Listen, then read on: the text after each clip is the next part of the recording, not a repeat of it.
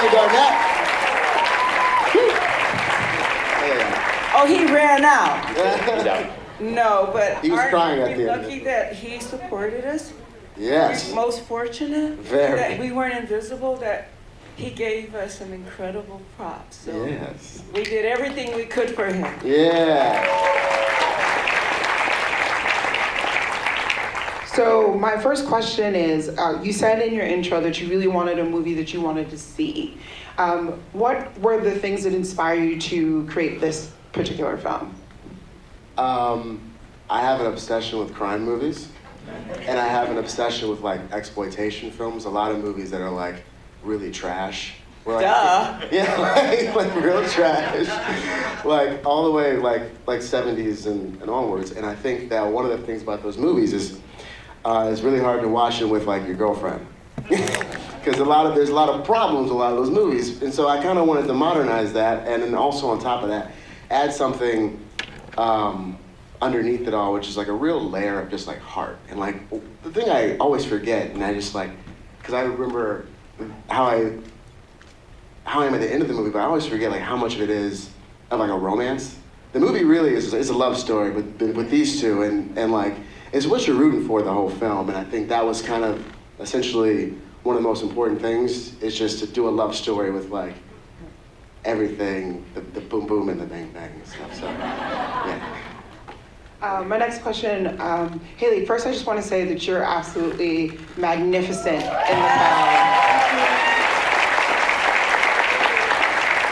I remember having to like pause for a moment when I first heard your voice. I felt like I was like every other character in the movie who just could not believe you're just so wonderful in the film. Thank you. So I kind of want to know, at what point in the process did you come to the film, and what did you think when you first read Jodie? Yeah, I got the script about a couple months before you guys started filming, and I was like, I called my manager, Anthony, and I said, Anthony, oh my gosh, the script. And I was like, okay, I'm gonna read it. Let me read it again to make sure this is like real. And I read it again, and what Bryian wrote was so beautiful. All of the things you listed about, yeah, same. No, same. Yes. And I fought. I was like, no, I have to do this film. I have to. So, yeah.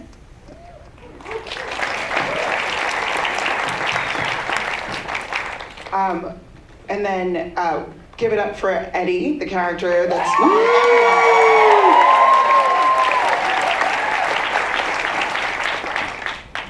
and how did you join the project as well?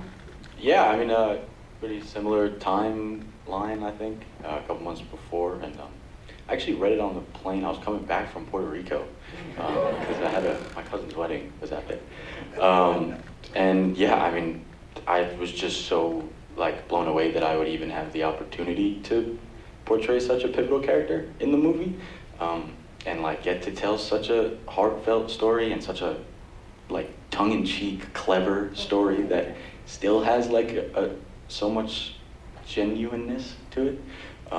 So I mean, I wanted to start right away, and then me and this guy kind of started getting closer, and just kind of happened. We pick on each other on something, and it worked out. Yeah. Something to be said about the two of them is that I think you were the third person. You were the first person to audition for Jodie.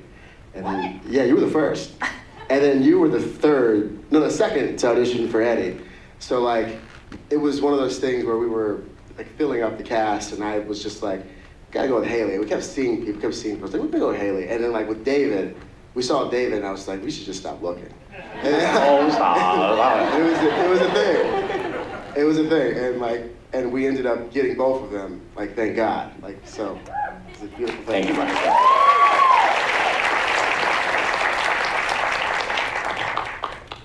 Jeremie, for your character, you spend a lot of time really just like scaring the audience. And like this, just creating presence. And I wanted to know, like, what were you thinking trying to get in the like headspace of your character? I think I was thinking about his love for his mother, because I think that's what drives a lot of his actions and a lot of the violence. It's like, just some of the experiences she went through that he talks about in the film. So I think just trying to connect it to love, and it justifies it for him being able to do some of the things he does.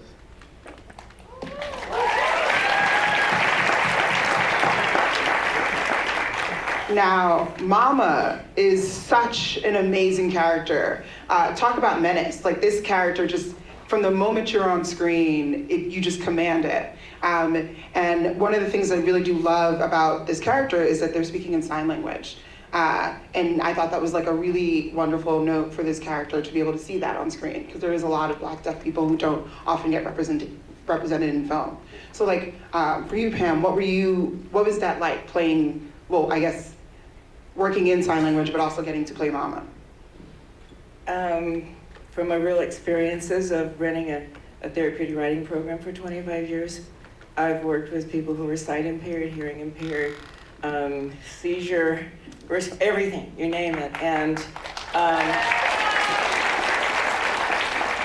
they've been invisible.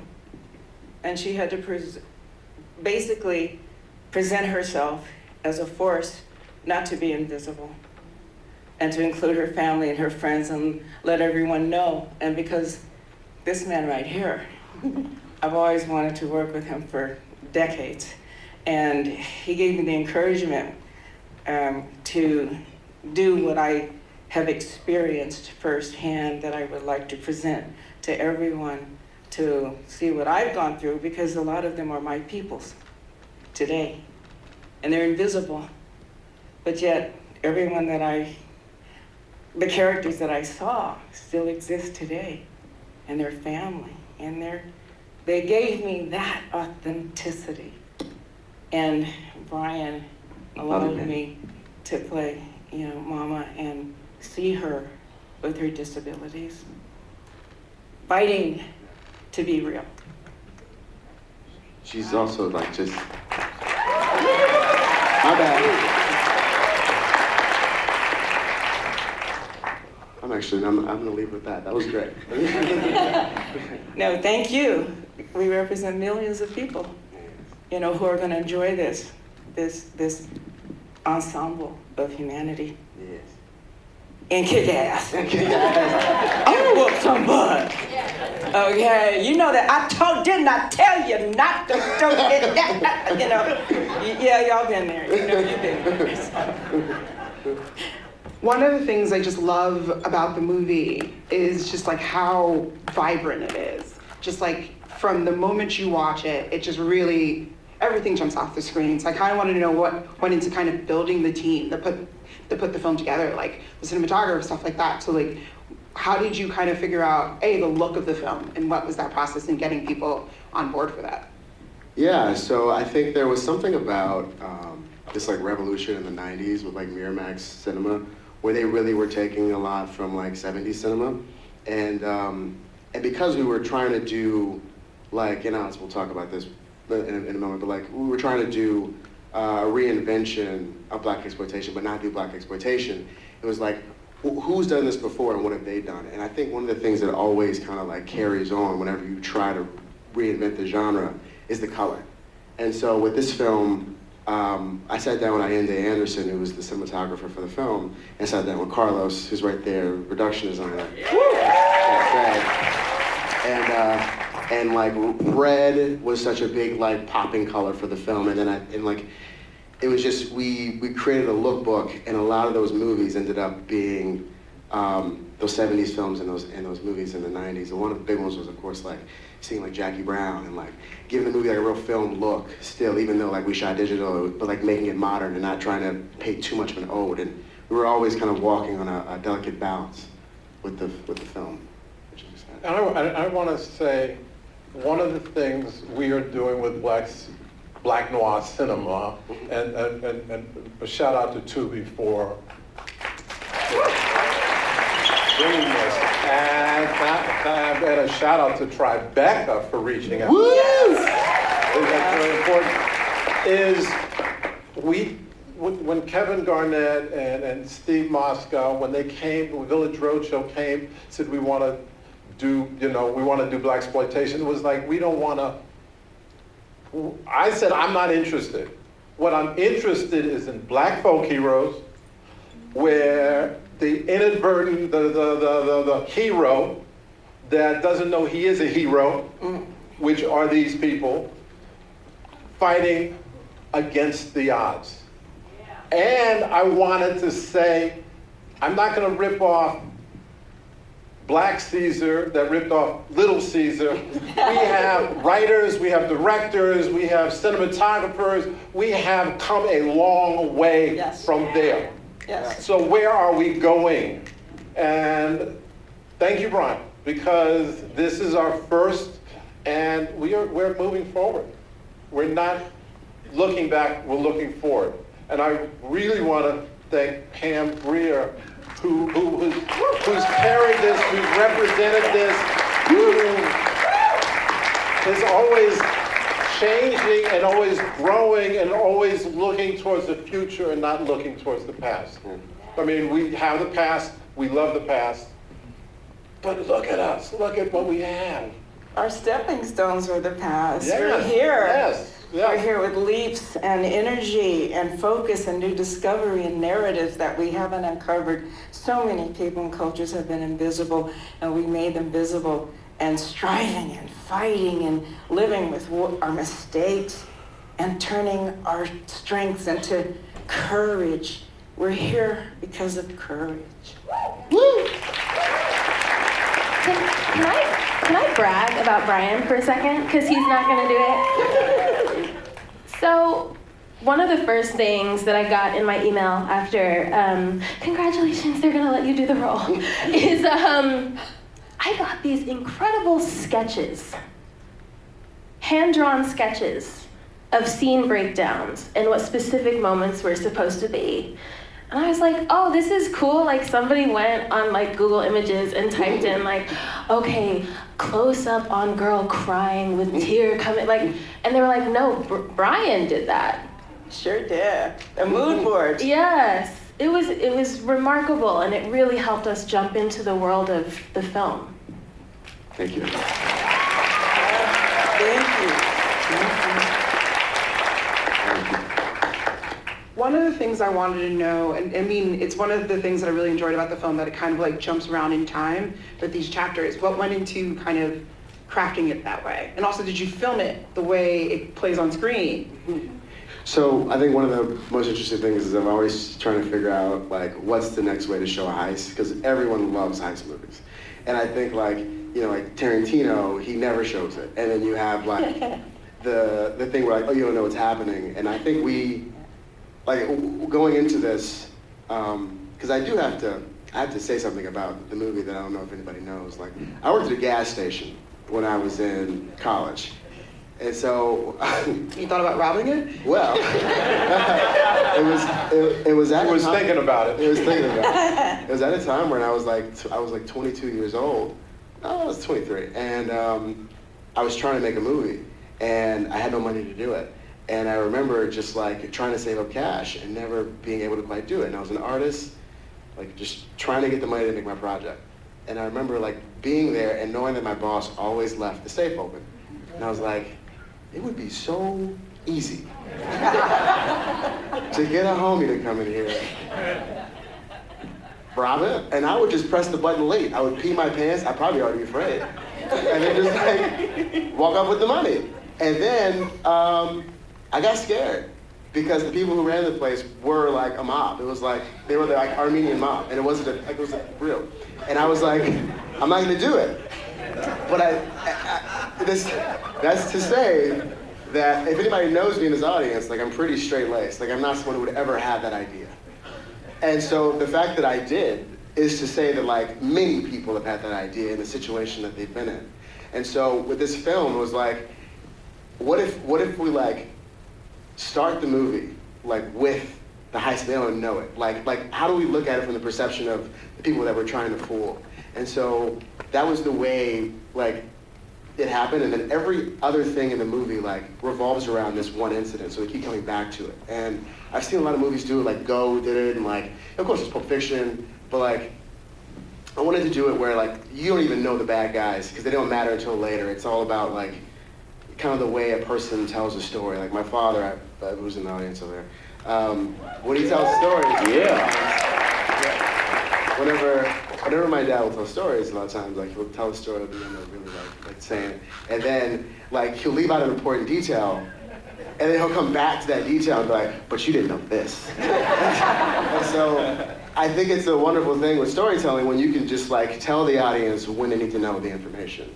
And so that's what went into the screenplay. So it was written that way, and I wrote it that way, and I wanted to make sure that it didn't get edited like the opposite way. So like I made it so it only be done that way, which it worked out. So yeah. And then the filming, did you film in order? Oh, we filmed in, oh no. Oh no. We had 18 and a half, but we had 20 days to shoot this movie. We had 18 and a half really, because thunderstorms, friggin' just like Jenny's not working. There was a lot of things that Bus, That just bus was breaking a down nightmare. every Sliding down the hill in the mud. we're not even on the mud. Oh my God. We had no time to shoot this movie, so we were shooting what we could. And to be put up against the odds, it is a credit to the filmmakers, other than myself, because yeah, I did it, but like the designer, the art department, the camera department, everybody, the actors, The like, crews the saved crew. our butts. The crew saved our ass. Oh my God, You know, Kevin's getting we gotta give it up to electrocuted. them, man. If it wasn't for the crews, man. Yeah. I hope they get to see it. Yes. Hope they get. They will see it. See it. They're going to see their work on the screen. And before you ask the next question, can I say something? I want to point out some people in here who actually worked on the film who are just marvelous. And I wanted to point out, where's my buddy Daniel Chalitza in here? Where is he? There he is, right over there. Okay, that guy scored this movie, and he's incredible. You're incredible. And oh yeah, oh fuck, oh Tony's here. Tony's here. Oh, where you at, Tony? Nicole Scott is in Nicole! the building. Our wonderful pizza girl. Pizza.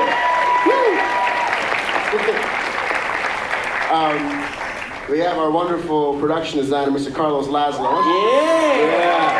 Yeah. He stringed together every money he had, still gave money back to the production, but was able to build sets on the budget we had, and it's really one of the reasons why that bathroom looks so good. Like the guy's great, and he stuck with me. My man. Oh wait, he's here too. Okay, Josh is in the building. My man, the editor, our good man. This movie has an incredible pace to it. Josh was our editor. Yes, he came in and killed it. Yes, he did. Who else is here? I don't want to forget. Oh yeah. Where's Billy? We got Hills Roadshow in the house. Where's Roadshow? And this is their first movie that they've produced since how long? Come on. Tristan's here, Jillian's here. Tristan, Jillian, Nick. Tristan, Way in the back there, way in the back. we love to see it. And Michael D. Jones and Heather Donaldson. Yeah. That kept Michael whipping D. us into shape every time. Hurry up, now. And I have to point out the Tubi folks, but also one person in particular too, my buddy Ted over there. Ted, you go ahead. Ted was a big emotional support during this movie too. We love this guy. We love Ted. I think that's a wonderful note to end on. Unfortunately, we have to end the Q&A. Oh, man. We got a whole other film in here, but I just want to say thank you so much for this film. It was